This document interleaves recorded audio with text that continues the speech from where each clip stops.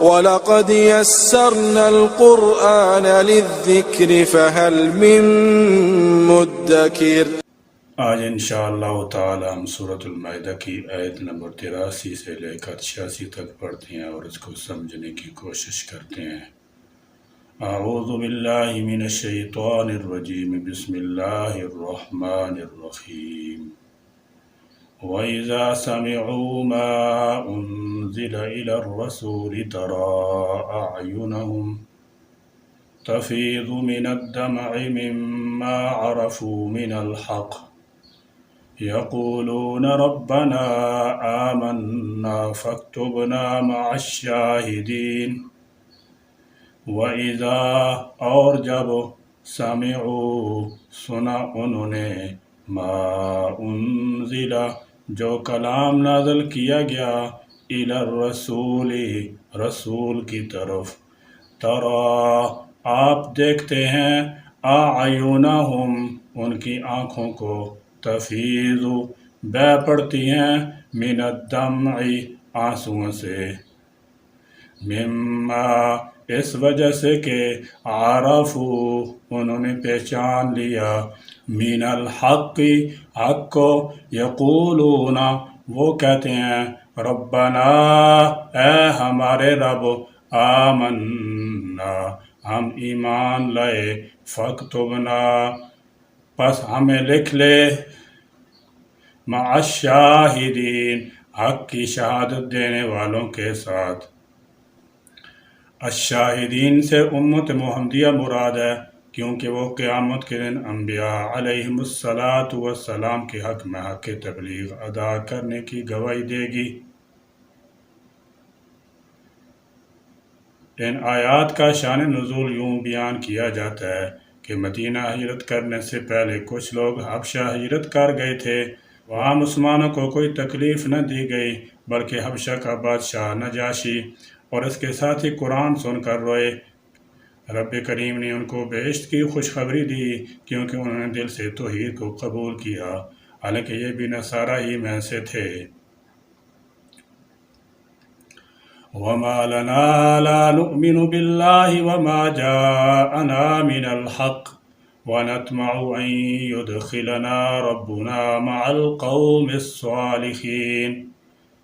وَمَا لَنَا اور کیا عذر ہے ہمارے لیے، لا نؤمن ہم ایمان نہ لائیں، باللہ اللہ پر، وما اور اس پر جو جاءنا ہمارے پاس آیا، من الحق حق میں سے، ونطمع اور ہم امید رکھتے ہیں، ان یدخلنا کہ ہمیں داخل کرے گا، ربنا ہمارا رب، مع القوم الصالحین نیک لوگوں کے ساتھ۔ حبشے میں جہاں مسلمان مکی زندگی میں 2 مرتبہ ہجرت کر کے گئے تھے، اضحمہ نجاشی کی حکومت تھی، یہ عیسائی مملکت تھی۔ یہ آیات حبشے میں رہنے والے عیسائیوں ہی کے بارے میں نازل ہوئی ہیں۔ مشرکین مکہ کی اظہار ثانیوں سے تنگ آ کر 5 ہجری میں مسلمانوں نے حبشہ کی طرف ہجرت کی۔ شاہ حبشہ کے ساتھ قریش مکہ کے تجارتی مراسم تھے۔ ان کا ایک وفد ان کو واپس لانے کے لیے وہاں پہنچا اور چند درباریوں سے مل کر انہیں تحفے تحائف دے کر اس بات پر آمادہ کیا کہ کل جب ہم نجاشی کے سامنے اپنی عرضداشت پیش کریں تو ہماری ہاں میں ہاں ملا دیں اور سفارش بھی کر دیں۔ دوسرے دن اس وفد نے دربار میں حاضر ہو کر کہا کہ ہمارے کچھ لوگ وہاں سے بھاگ کر آپ کے ملک میں آ گئے ہیں، وہ ہمیں واپس کر دیجئے۔ رشوت لینے والے درباریوں نے بھی ہاں میں ہاں ملا دی، لیکن نجاشی بڑا انصاف پسند بادشاہ تھا۔ اس نے کہا جب تک دوسرے فریق کی بات نہ سنوں گا میں انہیں تمہارے حوالے نہیں کر سکتا۔ چنانچہ دوسرے دن مہاجرین مسلمانوں کو دربار میں بلا کر ان کا بیان لیا گیا۔ جب انہوں نے ان مشرکوں کی اظہار ثانیوں اور مسلمانوں کی مظلومیت کی داستان سنائی تو اس نے مشرکین مکہ کو صاف جواب دے دیا اور انہیں اپنا سا منہ لے کر رخصت ہونا پڑا۔ اسی وفد کے ایک آدمی کو ایک تدبیر سوجھی جس کی کامیابی اسے یقینی محسوس ہونے لگی۔ وہ اپنے ساتھیوں سے کہنے لگا ہم کل پھر دربار میں پیش ہوں گے اور میں ایک ایسی بات پیش کروں گا کہ بادشاہ آج خود ان مسلمانوں کو ہمارے حوالے کر دے گا۔ اور وہ بات یہ تھی کہ اس وقت تک پوری عیسائی دنیا میں حضرت عیسیٰ علیہ السلام کے ابن اللہ ہونے کا عقیدہ رائج ہو چکا تھا، جبکہ مسلمان انہیں ابن اللہ نہیں مانتے تھے، فقط اللہ کا رسول اور اس کا کلمہ ہی سمجھتے تھے۔ چنانچہ دوسرے دن یہ وفد دربار میں حاضر ہوا اور نجاشی سے کہا، ان مفرور اور بے دینوں سے آپ یہ تو پوچھئے کہ وہ حضرت عیسیٰ علیہ السلام کے بارے میں کیا عقیدہ رکھتے ہیں، اور کچھ غلط سلط باتیں بھی بتائیں۔ دوسرے دن پھر مسلمانوں کی دربار میں طلبی ہوئی۔ انہیں بھی یہ معلوم ہو چکا تھا کہ کفار مکہ نے اب ہم پر جو نیا وار کیا ہے وہ کس قسم کا ہے۔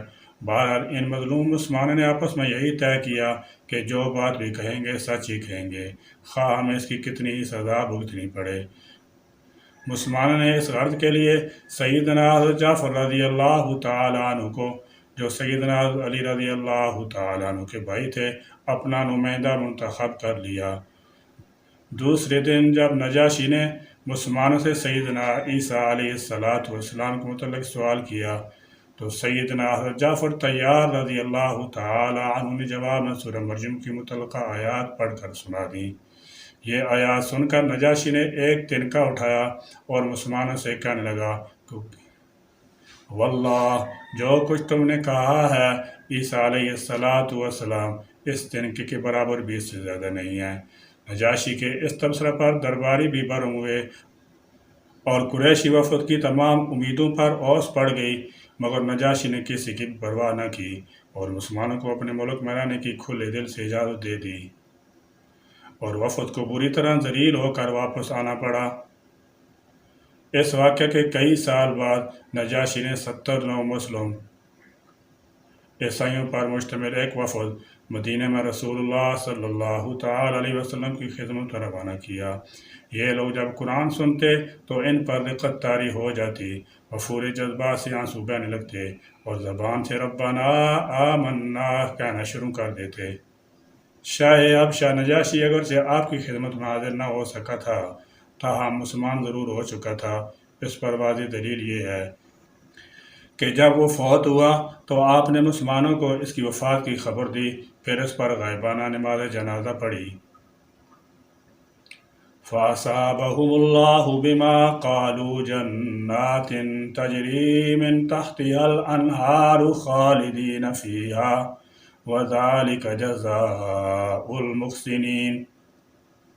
فَأَصَابَهُمْ پھر بدلے میں دے گا ان کو اللہ بما اس کے بدلے جو قالو انہوں نے کہا جنات ایسے باغات تجری کے بہتی ہیں من تحتیہا ان کے نیچے الانہار نہریں خالدین وہ ہمیشہ رہیں گے فیہا ان میں وذالک اور یہ جزا ہے المحسنین نیکی کرنے والوں کی۔ فرمایا فَأَصَابَهُمُ اللَّهُ بِمَا قَالُوا پس دے دیا اللہ تعالیٰ نے ان کو بدلہ اس چیز کا جو انہوں نے کہی، یعنی ان کی طرف سے اعتراف حق کے نتیجے میں اللہ تعالیٰ نے ان سے وعدہ کر لیا جنات تجری من تحتها الانہار ایسے باغات کا جن کے نیچے نہریں جاری ہیں۔ وہ لوگ اللہ تعالیٰ کی بہشت میں داخل ہو جائیں گے، مگر کسی عارضی مدت کے لیے نہیں، بلکہ خالدین فیہا اس میں ہمیشہ رہنے والے ہوں گے اور وہاں سے نکالے نہیں جائیں گے۔ وذالک جزاء المحسنین اور یہ بدلہ ہوگا نیکی کرنے والوں کا، یعنی جو شخص ایمان لاتا ہے، حق کو پہچانتا ہے اور نیکی کرتا ہے، اللہ تعالیٰ جل شانہ کے سامنے عاجزی اور انکساری کا اظہار کرتا ہے، تو اللہ تعالیٰ جل شانہ ایسا ہی بدلہ دیا کرتا ہے۔ والذین کفروا وکذبوا بآیاتنا اولئک اصحاب الجحیم۔ والذین اور وہ لوگ جنہوں نے کفروا کفر کیا وکذبوا اور جھٹلایا بآیاتنا ہماری آیتوں کو، اولئک یہی لوگ ہیں اصحاب الجحیم دوزخ والے۔ غور فرمائیے، یہ نصارہ بھی اہل کتاب تھے اور مدینہ کے یہود اور ان کے سردار بھی اہل کتاب، لیکن مسلمانوں کے ساتھ ان کے رویے کے لحاظ سے ان میں جو زمین آسمان کا فرق ہے۔ اسی فرق کو سابقہ آیات میں بیان کیا گیا ہے۔ اہل کتاب اور توحید کا دعویٰ رکھنے کے لحاظ سے یہود کو بھی یہی چاہیے تھا۔ اہل کتاب اور توحید کا دعویٰ رکھنے کے لحاظ سے یہود کو بھی چاہیے تو یہی تھا کہ وہ عیسائیوں کی طرح مشرکین کی بجائے مسلمانوں کے قریب ہوتے، لیکن معاملہ اس کے برعکس تھا۔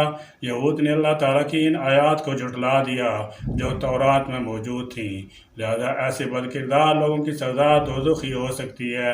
پھر اللہ رب العزت فرماتے ہیں کہ جو بد نصیب ایمان کی نعمت سے محروم رہے تو ان کے لیے دوزخ کا عذاب ہے۔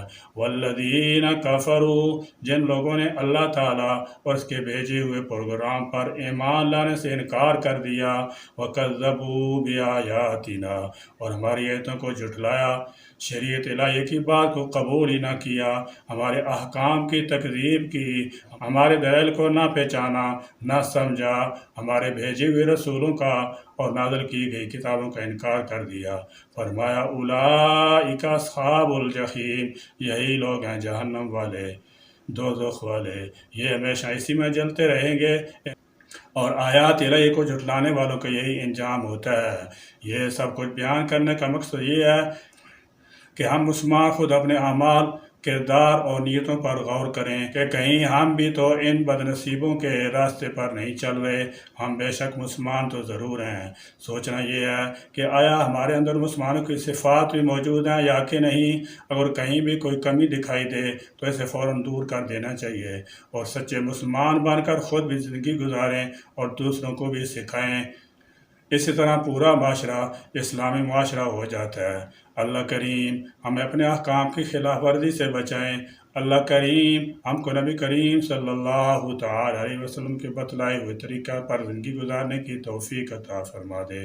اللہ کریم ہم کو ہر معاملہ میں سنت کے اتباع نصیب فرما دے۔ اللہ کریم دین میں غل اور افراط تفریط جو آپ کو ناپسند ہے، اس سے ہم کو ہر حال میں بچا کر صراط مستقیم اور شریعت اسلامی کا پابند رکھ اور اتباع قرآن و سنت پر استقامت نصیب فرما دے۔ ربنا تقبل منا انك انت السميع العليم وتب علينا انك انت التواب الرحيم، وآخر دعوانا ان الحمد لله رب العالمين۔